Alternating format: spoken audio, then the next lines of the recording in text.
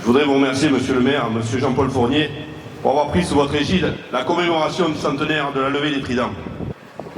Je voudrais vous remercier, mesdames et messieurs les sénateurs, députés, maires, venus avec vos écharpes en soutien à nos traditions de notre pays, la Camargue. Je voudrais également remercier monsieur Pastor, adjoint au maire délégué aux festivités à Tourmachy, ainsi que tous les élus qui ont participé activement à l'élaboration de cette commémoration. Merci à Sa Majesté la Reine d'Arles, Camille Ottoman, et ses demoiselles d'honneur qui représentent la beauté et la culture de notre Camargue. Les remerciements à vos capitaines de la nation gardienne, M. Guy Chaptal, fervent défenseur de nos traditions, de notre langue, de notre. Merci à M. Jean-Denis Valade, canadien et du Denis, pour son soutien permanent dans la culture de Camargue et au-delà.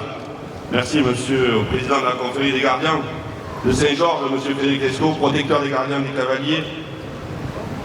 Merci au président des éleveurs de Taureau Brave, M. Virgile Alexandre, M. Florent Lupuy, président de la fédération. Merci à M. Thierry Trazic, président des éleveurs de chevaux de race. Merci à tous les taureaux qui sont devant nous, les jeunes taureaux qui représentent, qu'on peut applaudir très fort, la corrida.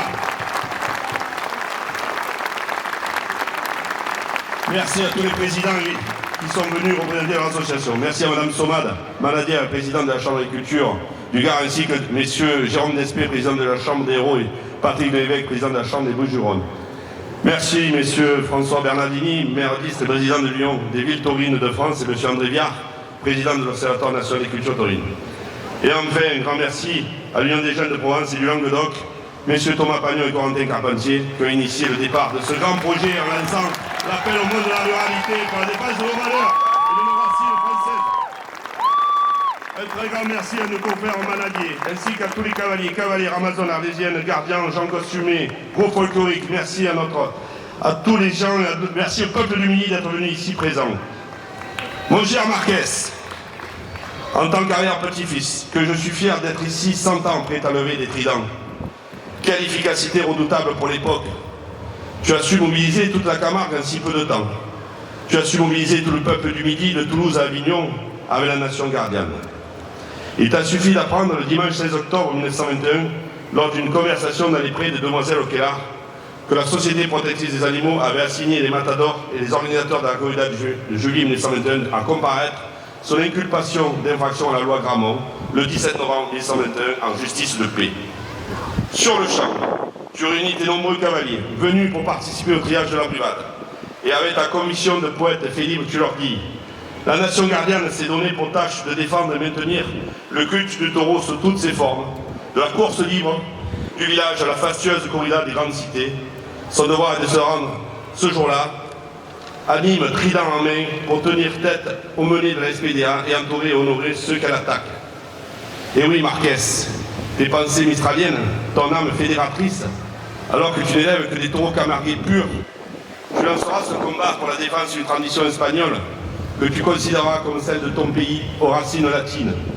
Elle est nullement étrangère, elle est pour toi la première tauromachie à être rentrée dans les arènes antiques. Tu t'opposeras corps et âme, trident au poing, à cette campagne violente qui veut arracher à notre peuple l'interdiction des corridas. Tu t'opposeras à ces idées soi-disant modernes, dont on veut sous l'étiquette de progrès nous imposer l'admiration et au nom desquelles on prétend nous contraindre à l'abandon de nos dernières libertés, ne sont en réalité qu'un retour d'une barbarie qui, pour se présenter sous une forme scientifique, n'est plus que perfide et plus que dangereuse. Ton ami dévoué avocat, grand orateur, maître Bernard de Montomans, dans son discours magistral et terriblement efficace, trouvera la subtilité de la contre-attaque.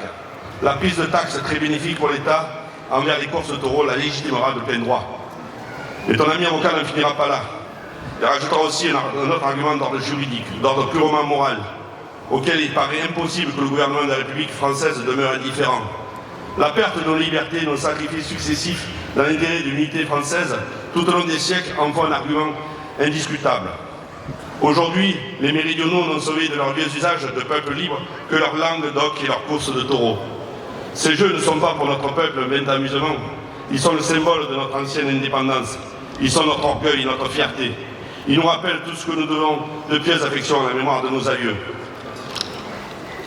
Mon cher marquis, tu n'as pas pris la parole lors de la levée des tridents, par respect de l'admirable discours de ton ami Montomans.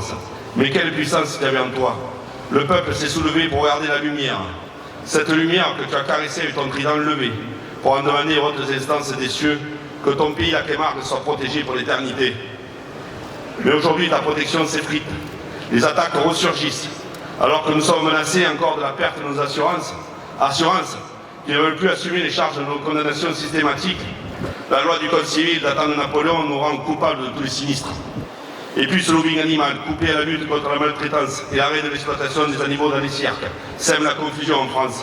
Alors que notre mode d'élevage extensif, unique au monde, plus d'un hectare pour un cheval et un taureau, leur donnant le titre de roi dans notre pays de Camargue. Et cette crise sanitaire qui a souillé notre métier et nos réserves d'argent, il a fallu de peu que nos taureaux et nos chevaux n'aient plus à manger. Il a fallu de peu que notre Camargue s'éteigne. Que serait notre Camargue sans nos manadiers? Que seraient nos régions sans cette économie indirecte qui rapporte plus de 200 millions d'euros? Que serait la Camargue et nos régions sans la biodiversité?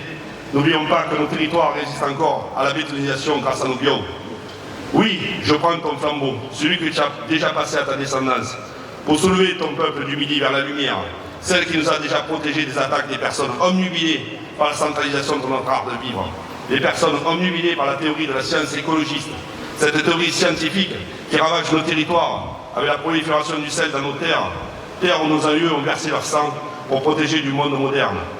J'invite tous les cavaliers de la Nation Gardienne, de la confrérie des gardiens de Saint-Georges, et tous les cavaliers du peuple du Midi à lever notre trident pour enraciner et rendre légitime nos traditions, notre culture et notre langue nostre. J'invite